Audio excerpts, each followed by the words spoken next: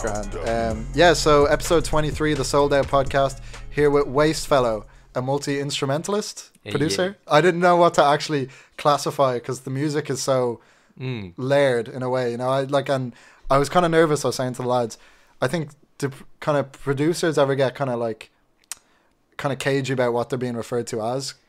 I suppose, yeah, it can be strange. I never know what to call myself either. I guess I got some business cards thrown up recently, and that was I think producer, sound designer, composer, whatever. I suppose producer, multi-instrumentalist, whatever. You know, I'm not multi-instrumentalist through a computer, I guess. So because it's kind of funny because you always see in YouTube comments people fighting for dubstep or fighting for house, and it's always really hard for someone. Basically, I kind of have a history in hip hop more so. It's kind of hard to delve into a new genre and kind of be like, oh, well, what is this? What am I listening to now? I guess these days, for me, it doesn't seem like the whole genre thing holds as much bearing. Yeah. Because kind of everyone has this omnivorous taste in music now, and sort of most music and a lot of the most vital music is sort of this pieced together from everything. Yeah. Just because the way we listen to things, I guess. Especially with streaming and all that. It's just, you can kind of click from one thing to another, especially playlists now are real, just mine goes from Slipknot to John Mayer, real quick, it's whatever. It's a good mix. But I suppose you came on the scene around 2016 with Enfold You. Yeah, or it was Amazed. Amazed, sorry, and how, before then even, talk us through kind of leading up to that. Yeah, I guess I'd kind of been doing what I'm doing now for a bit before then, more just in my bedroom. As every creative starts. Well, I'm still there, so no real studio yet, but I put out a little EP before that, which was sort of I guess me getting more into electronic music, and then naturally just kind of wanting to try and make that and reproduce some of the sounds that I was feeling. So I guess, and that I just kind of threw up online with no real kind of, so that wasn't thinking about how it would come out. And I sort of did the same thing with Amazed. I think that was better, but I was still kind of finding my feet as to the more technical side of making tracks, mixing and everything.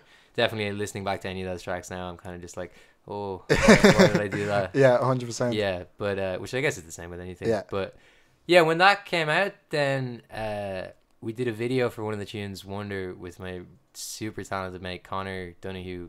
Did the video for that, and that just kind of, it was this really weird kind of glitchy data mashy thing that he did, and that just sort of got picked up by a bunch of blogs. And sort of managed to get a load of gigs out of that, even though I had no idea how to do stuff live. And so you just had to figure it out, basically. The next 2 years up until the last 6 months has just been me trying to play catch up and stuff, and trying to keep it ticking along. But that's the best way to be, I suppose. I guess now I kind of think I get the being an artist or being a, that you have to kind of have a bit more business acumen. It's not just sitting in the room making tunes if you want to make it into a sustainable thing, I guess. So it's kind of the last few months of this release coming out has almost felt sort of starting again. In a nice way. Exactly. Way. And let's even go all the way back. So Wastefellow, where does that come from? That was it's Vinu Malesh. Okay. If you've ever heard Vinu Malesh, he's an Indian singer. Well, that's why I first heard it. It's actually a slang term in India and Southeast Asia for look it up on the Urban Dictionary, but it's a dude who's in his mid to late 20s or 30s and doesn't really have any job prospects or girl prospects, is sort of a bit of a loser, and that's it. So that's what a Wastefellow is. I first heard it in this Vinu Malesh song, which you really should listen to. It's called It's My Life. It's fucking gas. I kind of almost thought it was much more of an Irish thing. I thought a waste fella or something. Well, that's the thing. I think what I liked about it then, though, because it doesn't really sound it sounds like it could be that, or it could be waste man kind of thing, that's why it's a weird I wanted to I thought maybe there was a bit of crossover between English slang and maybe I literally I heard it in that, and then looked it up and was okay, there's no that's cool other music things that I can see that are called exactly, sounds kind of fun. But the Vinu Malesh thing, that's the original, because that's one of the things like I presume you'll admit to this, like, you know, you kind of have a bit of fun on your social media and, totally, in your presence. Yeah. Even that cream caviar interview that you did. Well, that's all Keane. Yeah, all that was hilarious. He's like, and that was even in that he actually asked you, like, where does Wastefellow come? And it just gets completely shut down. Well, the editing on that as well. Like, that was it's hilarious, man. Yeah, very funny video. And do you ever work with him on your videos? Because I know. So I worked with Kojak Kevin on the first video for this, and that was that curse, or was that was Philosophy Plastic. Plastic. Yeah. But then I guess, like, because of the way the whole Softboy thing works, like, it's a real kind of collective thing. Yeah. So it's just like constantly a sort of skill sharing thing between everyone who's involved. Exactly. So like, even when I did the video for the next one for a curse. But I was constantly like sending bits over to Kev and being like, oh, what do you think of this? Because he has a background in that and he knows so much more about it than me. So like, sharing stuff. And then, like, say with the release, then the more kind of businessy side of things, like trying to get premieres and doing all that, that was like really like working with Keane a lot on that. Sort of, it's really cool the way you kind of work together. Like, it's good. Like, and the way you're saying sharing the skills is really good. I guess it's that thing, because when you just surround yourself with a bunch of people who are good at certain things, exactly, the whole thing becomes greater than the sum of its parts or whatever. You know, like, and then on the same, like, I'll do a bit of mixing for the lads, or kind of help out on that kind of end, or, you know, whatever I can, basically. Because I suppose until you have someone giving you buckets of money to pay for stuff. Exactly. That's the best way to get you have to done. do it yourself, you know. So that was one of the things I was going to ask as well, is so the actual artwork on and kind of carried through. I really, really fuck with the artwork on the cover, and then how it carried through to the gig poster there. I think I'm trying to remember if it was for the Bernard Shaw or if it's for the upcoming gig with the geometric at the back, at the bottom. And kind of, I think it is for the upcoming one. Yeah. Literally finished that this morning. Like, it's do you do that yourself too? So I did that poster. Yeah, the artwork for the record was my mate Paul Smith, who's incredible. Really good. Yeah, really, he's super really good. I think he's working with a lot of people now. Like, does a lot of kind of poster design, and web design stuff. So it was cool. The working with Paul was great, because like we'd just have a really good back and forth, and then again I'd be sending stuff over to Kev. Yeah. Who is like very as I said, he's got a really visual arts background, and he is like really knows what he wants out of something. He won't be afraid to say no, I don't like that. So we'd have disputes on stuff, and then I'd have disputes on stuff with Paul in a professional way. And then whatever would come out ended up being like this again, more than the sum of whatever. But for then my stuff on it was great, because Paul kind of came up with that like logo font thing. So then I was kind of able to bounce off. Is that the Wastefellow part? Yeah. My mic as well. Yeah. Because on some of the singles, it's kind of just the gradient, and then that in the corner, and it looks so clean. Yeah, like. That was all him. And then just for the poster stuff, because I've kind of always done a little bit of that myself as well, and I've recently wanted to get better at it, basically, because being able to do a lot of that yourself is good. So I was really happy with that poster. We actually just spent like 2 hours today going up and putting them up around town. Dope. I have that image in my head at the moment. Burned in the retina. Yeah, exactly. And I guess for people listening, that gig would have happened now, unfortunately. But hopefully you were all there. Hopefully it was great, amazing. Exactly. Hopefully it's, remember that time. But shame about all that rotten fruit. But I guess if you want to talk about it a bit, because we'll clip it out and then we can. So the gig's coming up, or would be next Wednesday, the 24th, in the Grand Social. So that's the big launch for Post-Human Potential, the new EP. It's actually my first proper headline as well. First time I've kind of booked my own show and everything like that. So it's a little bit terrifying. But definitely really, bop down. Tickets are less than a tenner. You can even pick up the EP for a tenner then. So 20 quid for a night out. You can't go wrong. It's gonna be the best night of your life. Yeah, literally. But yeah, man, even talking about the EP, it's really, really dope. Thank you. To be honest, like, I don't listen to too much electronic music, but this is really like kind of actually converted me over, which might be weird for you, because like, you're probably actually listening to big artists, because even the very first thing, I could be wrong, but it almost feels like a 2001 A Space Odyssey sample or something. The start of Infinity Gaze. Yeah, I don't know if anyone's ever said that to you. It's not, but that's possibly my favorite movie. Yeah. So I was gonna say, man, that the whole album brain. actually brought that to mind for some reason to me. Yeah. I really I like the sounds. It kind of reminds me a bit of Stranger Things as well. Yeah, I suppose some it's of that the synthy thing. Yeah. I kind of got my first actual synth like a year ago, which is like basically the backbone of this. Does all those tracks. So yeah, it's pretty synthy. Yeah. More synthy than previous. Yeah. No, it sounds great. And would you be totally self-taught then and all that, or where was your kind of beginnings? I would have begun self-taught in the production stuff. My ma would have showed me a bit of stuff because she did. I was gonna ask, maybe did you have anybody? Yeah, so both my parents were and are musicians. Kind of working in different things, but like definitely that is probably a large reason that I'm kind of doing what I'm doing now, because I always would have been around that and always making stuff and playing around. And I was lucky. Yeah, my ma did a music media technology masters when I was like maybe 7 or 8, something like that, and so she would have kind of had a bit of gear in the house, and then she was working on her own album at the time, and I think like she was maybe making that for the guts of like 8 years or something. Really? And like lots of that was like happening at home, and then she'd bring it to a studio to kind of get the more professional thing. So there was like recording stuff that I could kind of play around with a lot. But I suppose she wouldn't be super technical. It's more like the stuff that she would use it for is to get out songwriting ideas. And get them out there to the demo, Yeah. Well, like it's still a creative thing as well, but like just like the mixing side of things or whatever. And so then I would have been self-taught and all that up until I ended up going to college in BIM, doing their music production degree. And so that really helped me up the more technical side of things. So mixing and like, that like kind of studio craft and that. And how long were you in BIM for? 3 years. 3 years. Yeah. Yeah, and did you find it good there? Or? Yeah, I loved my course. My course is really, really good. They're actually shutting it down now because enough people weren't doing it, really? Which is a shame. So that was music production? 1 year. Music production, yeah. It was great. Like the tutors were absolutely fantastic.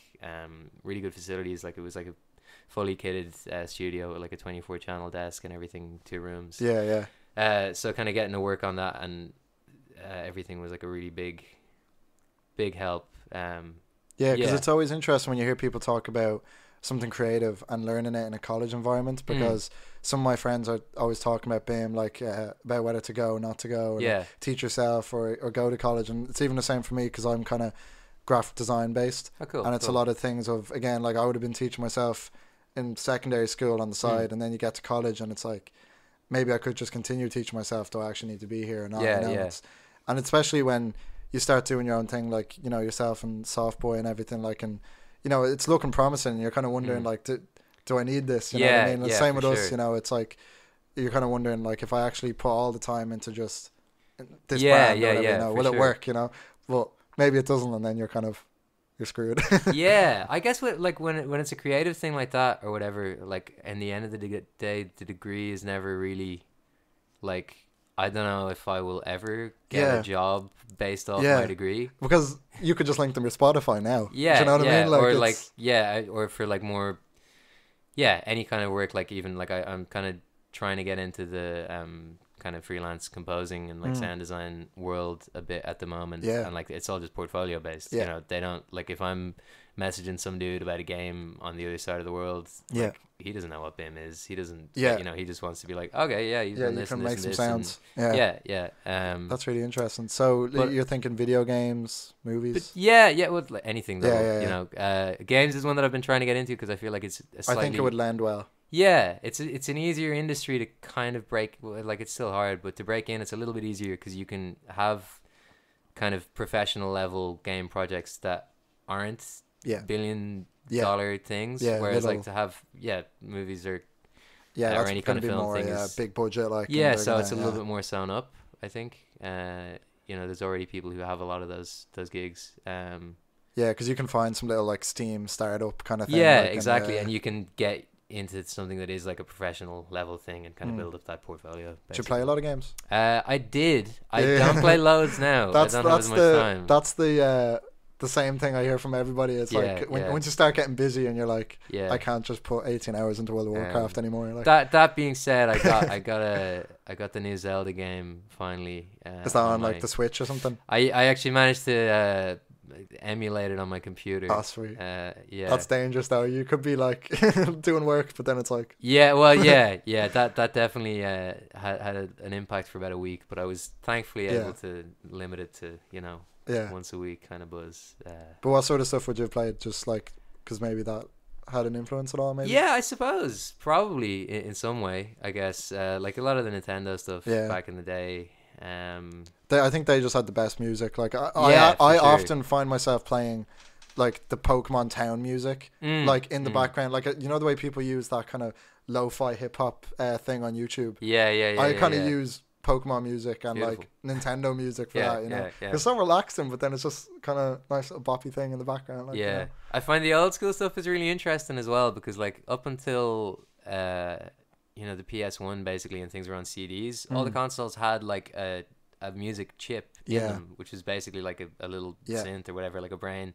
So the cartridge didn't actually have any sound on it. It just outputted this like information and it was super like restricted. That's why it kind of developed that style as well. It's super interesting when you it really is. I just find that really cool that it's like a player piano almost. Like it's like outputting the sound itself there. So I guess it's probably not going to sound different, but it's always going to sound maybe a little bit different. And like someone like you is always going to pick up on that as well. That's into it. Like if you're into something, I suppose. Like, I probably didn't at the time when I was younger, but like now looking back, it's like I don't know, find that retrospectively interesting. Definitely. And would you have been learning sort of the keyboard as like the main thing you do? It was actually guitar. Is it? Yeah. So now it would be keyboard. Well, and just like clicky. Stuff. But it was. That's guitar. the official term. Yeah, clicky stuff. I have a BA. I'll have you know. Knob twiddling. No, that's the main one. But it was mainly guitar. And like I would have played in kind of bands and stuff. Actually, I know Bobby, who we were chatting about earlier. I used to play in a band for Deja Vu. Oh, sweet. Play guitar in that band. But that was sort of my that's dope. Main in, and then singing, and then I started to get like guitar pedals and like basically got more into making noise with the guitar than actually playing with it. So that's sort of the route I took into what I'm doing now. And did anybody in the house ever like kind of how did you discover like maybe I don't know if you use like what software or whatever, but like kind of what was like the first moment you realized like I could mess around with this? As I was saying, like my mom would have had a bit of stuff, and then I think I would have gotten a laptop at some point in my teens. And a friend of hers gave me a totally legal copy of Ableton and a few other bits. And I guess she would have had a lot of friends who were doing this stuff. So they were, very eger to encourage me and kind of help me along and give me bits of software. So, it was probably when I got Ableton that I sort of really started to click with that stuff, because I think for whatever reason, for like writing in and for like using as sort of an instrument or whatever, Ableton is really like in a league of its own. I hear Logic is great as well, but I haven't really used it that much. Unfortunately, I wouldn't know.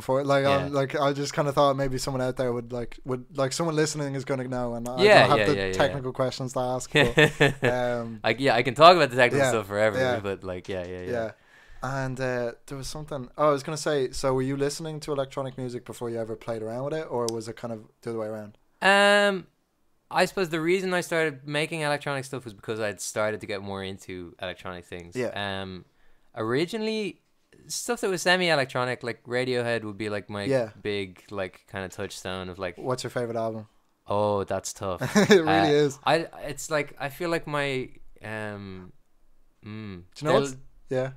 But probably I think their latest one is maybe really objectively their best. Well, not objectively, but like I would say that it's their most consistent. I really love it, but like maybe the most important one for me is Kid A.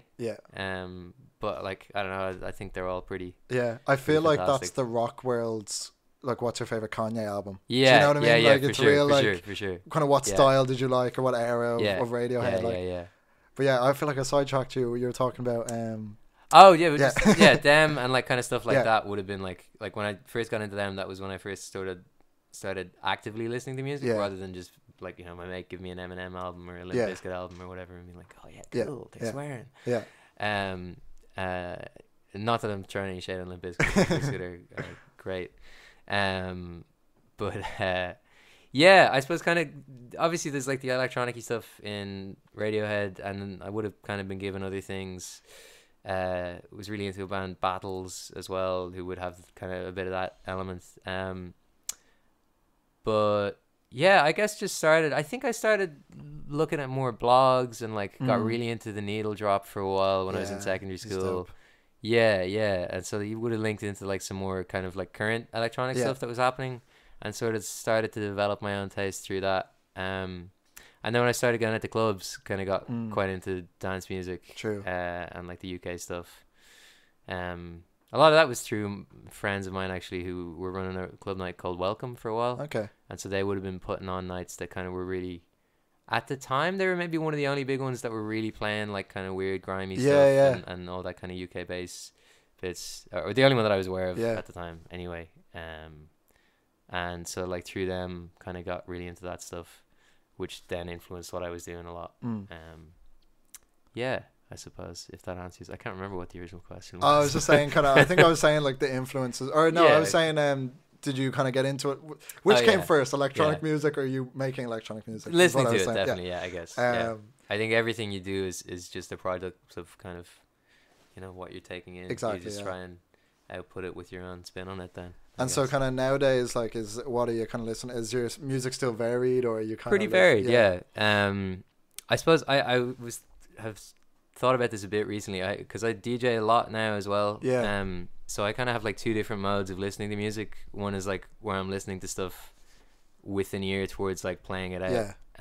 Work mode. Yeah, exactly. Yeah. And so that's like really different to like putting on an album. And I find like I'm doing a lot of like, if I know that I'm going to be doing a thing where I want to play a lot of soul music, then I'll just like sit down on YouTube and just like go through loads of stuff and be sort of like, no, and like it's sort of like really quick fire.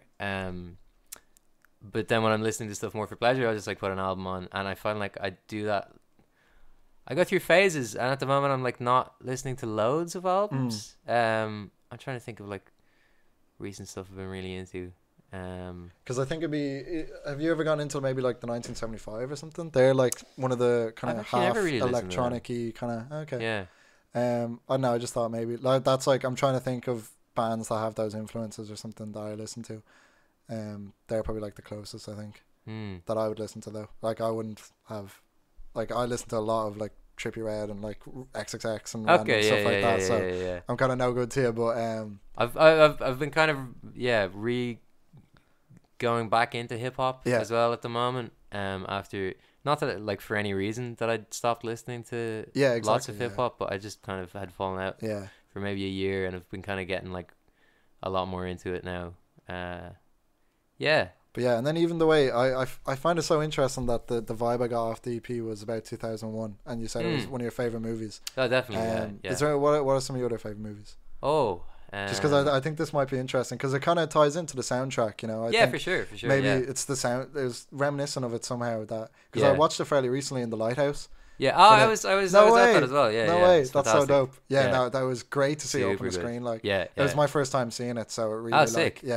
Like I didn't know what I was in for at all though. One of my mates kind of messaged me late, not last minute, but he was like, you know, we should pop down to this, and I've only ever seen The Shining, and I was like, I need to watch more Kubrick movies. So I was like, right, I'll go see this. And that whole 30 something minutes without dialogue at the start. I didn't know what I was in for. I was like enjoying it, but like, and then by the end, like I was totally like, that actually is one of the greatest movies. That's like, incredible. Just that whole last like 20 minutes when he goes to Jupiter, wherever he goes. It's so into dope. The beyond. I was wondering, maybe it was even the name Post-Human Potential. It kind of reminds me of that last scene, you know, where it's like the star child baby kind of like coming back in a bit, you know? I think for anything that's like electronic or sort of like looking towards the future, I guess it's hard to escape 2001, because it's like it's so like one of those like all pervasive, like has influenced everything, like Blade Runner or something like that is, you know, similar buzz. Yeah, and I've like What Is Life, But Wind and Rain. yeah, all that yeah, kind of stuff, like, yeah. yeah. But yeah, what a movie! It just like yeah, always like so ahead of its time. I couldn't believe when they told me it was like 68 or something. Yeah, it's like it pre-moon landing anyway, which It's is mad. insane. And it doesn't look dated at all. Only some scenes. Yeah, well maybe the monkeys a little bit. The monkeys and some of the outdoor scenes, but everything else is like that could be 2018. Especially I don't know if you'd remember it that well or whatever, but the scene, you know, where like they land on the moon and they're going to the second monolith, I guess, in the movie. That scene, like there's like lens flares and stuff, and that looks like it's crazy. That looks like a trailer of a new Star Wars movie or something. It sounds crazy, like. Yeah, Kubrick's The Dawn. Yeah, and would you like watch like Tarantino or like? Yeah, for sure. Like I really like David Lynch stuff as well. Yeah. Like Mulholland Drive would be up there. I'm trying to think what else. I can't remember your man's name now. He did like Blue Ruin and Green Room recently. He's class. Yeah. Did he do Cabin in the Woods as well? No, I haven't seen that actually. I'm trying to. I know the Green Room. One of my friends told me to watch that. I know there is a director and he's done some good stuff. I can't remember his name. Anyway, but those movies are class. Again, really good soundtracks. There's this other dude. Oh man, I'm forgetting his name now. But he did. Did you ever see Primer? No. And then he had a second film. Primer is like this amazing kind of weird sci-fi thing. It's sort of like known because it was like made on a like literally no budget, like it was like less than 10 grand. Yeah, I think. And it's like it's a feature like real like mind-bending movie about time travel that like you'd need to watch 10 times with a Wikipedia open beside you to understand what's going on. But it's like beautiful, so well shot, so well put together, and it's this dude. I wish I could remember his name, but he like wrote it, stars in it, directed it, and he does all the music as well. That's insane. And his second film then called Upstream Color, which like was like years later, he actually had a budget for it. So it's still just as like what is happening, but it's you know, a lot higher production values. The soundtrack for that is like just gorgeous, like. Yeah, really, really cool. Yeah. And I think that like because it's a one-man project, it's so tied into everything. Yeah, I guess. Like, there's always a danger with those sort of things that you can kind of, I don't know, that you go up your own hole or something. Yeah, or you kind of go the other way where it's like, you know, you'll have like a Hans Zimmer or something that's just totally external to you, you know, as the director, you know, it's like you're totally just, you know, you have to agree with whatever he does, you know what I mean? Yeah, like, for what are you going to do? Yeah. Or who, like Tarantino, I think used Ennio Morricone, I think, in the movie as well. Yeah. That was which is dope, killer. Like, but there is kind of something nice as well if like they're able to like do it themselves. You know, it's like so much more, like involved then in the movie. Like, I don't know why we got sidetracked on movies, but I just thought it'd be interesting, like for people to. Like, I really like movies. Yeah. Sure. Did you ever think? Because I think it was because as well, like the videos are so, like the one that you were saying that Kojak worked on for you, the. Philosophy Plastic. That's I think that's my favorite track on that as well. That's it. Yes. But the kind of TV kind of like thing in the bed and on, like I was kind of watching it and I thought that was the whole video, and then it kind of goes in. There's some more shots and stuff, and I was kind of thinking like, because as someone who's done a little bit of video work in terms of just doing the podcast, but I can only imagine the amount of work that was in that. Like, that was what I like kind of partially edited that. Which was like my first time kind of learning Premiere and stuff.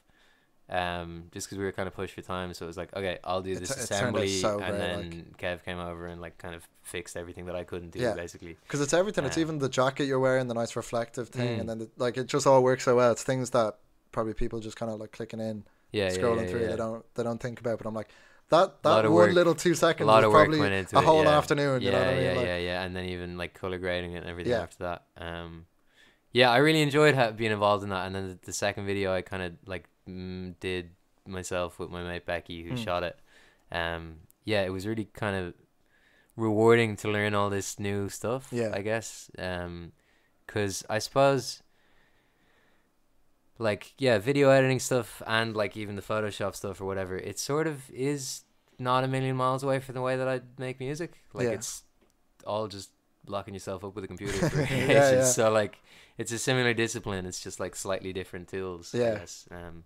So I've been enjoyed that whole side. It's kind of just definitely. It kind of has to be done when you're, you know, trying to make it at the start, you know, it's Yeah, the yeah, beginning for sure, growing for sure. pains, you know, Yeah. like it's.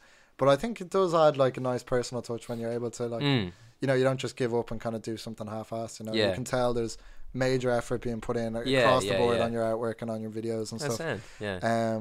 But yeah, I think that's why like. I think you're gonna make it, man. You know, like well, hopefully, you know, fingers crossed. Business cards. If I keep handing out those business cards, do you have one there? Oh yeah. All right, let's show it to the camera. Where'd you get them printed? I'm always looking for some reeds. And I got some posters there today that I wasn't too happy with. But these really, yeah. What size? A3. It was kind of my fault though. I should have brightened it up more, so it ended up coming out quite dark. That's so dope, man. On the thing, so probably. I'm not throwing any shade at reeds. Yeah. Any representatives. Just beep out to kind of like got printed in beep. But yeah, man, that's so dope. I'm trying to think. There was something else I was gonna ask you. In terms of obviously, like, you know, you're a busy guy now. I suppose some of the heavy work is just off, you know, that the EP is out. Yeah, definitely. But how do you manage your time in any way, or is it totally just kind of like, you know, in terms of like, do you still, because I suppose some of your mates are like, you know, Softboy are a group of mates really, aren't they? Like, it's not just business. Like, yeah, for sure. Do you ever have time where it's just totally outside of music, totally outside of everything, or? I've found it difficult recently because I don't know. I guess there was so much happening. It's always tough at a release. You know? Yeah, and I guess that I'm not a super organized person naturally. You know, so. There was a point, I think, when things started to get really busy and we were still in the process of like doing out all the emails and you know, trying to do that whole side of things, which is just like, I don't know, you never think that you're gonna have to spend like 4 days just sending emails, and you think, oh, that'll take an afternoon, but it just always takes like 3 times as long. And it's just like that's actually one of the mottos I've just learned overall is everything. Take an amount of time that you think it's going to take. It takes 3 times longer. Yeah, for sure. But I guess so when that started happening, then I was like, okay, I need to actually like figure out a way to do this so I don't forget half the shit I have to do, and so I don't like mess up the other half. So like, I started kind of like blocking out, okay, I'm gonna do this. Like I put like a cork board on my room and like stuck like little notes with everything. And so it was like right in front of my computer, kind of at my desk, where I'd like deadlines. Write everything and do everything. And it was just like, I'd look at the thing, I'm like, okay, I haven't done that. And if I did something, I'd just take it down. If I need to do something. So you'd look up from Zelda and go, I need to be doing that. I'd just be like, the board to the other side of the room. But so kind of been keeping that up now, which is nice. Getting a little bit more organization into life, a little bit more structure on my days. Exactly. I think is important. Tough. Yeah, it's so tough though.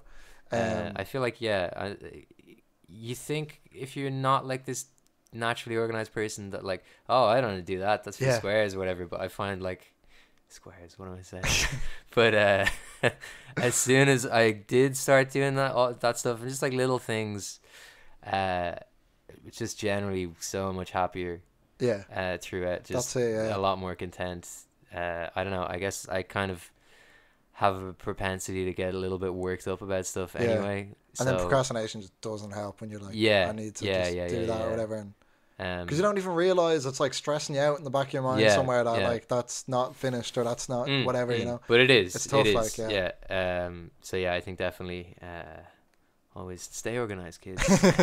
Do you ever get into kind of like a Jordan Peterson type or any books or anything like? Because Bobby Boswell came through and he was big into. He had like the 6 pillars of self-esteem. And stuff, and, I don't know if you were ever kind of like big into any of that. I haven't got mad into it. One big one, which I've actually stopped listening to for a while now, but the Blind Boy thing actually really helped me out with a lot of stuff. Interesting, just because he's good crack. Yeah. But he'll always throw in a little bit about like, oh, do this, like this little bit of mindfulness will help you out, or like even from listening to his thing, I started running, which I'd like never, never played sports or anything. Yeah.